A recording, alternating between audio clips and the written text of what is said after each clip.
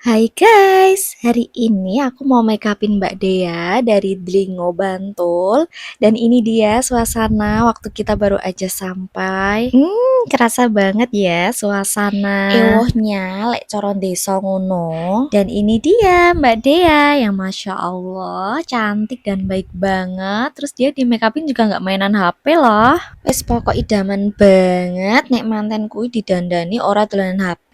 Nah, terus kita udah disiapin juga buat sarapan. Ini menunya tuh enak banget. Ada tempe garit, ada jangan deso, terus ada oseng Bang Grandel. Kalian tahu oseng Bang Grandel? Nah, kita tadi sarapan waktu Mbak Dea lagi akad ya. Jadi setelah Mbak Dea pulang dari KUA, kemudian kita gantiin baju, kita briefing buat panggih.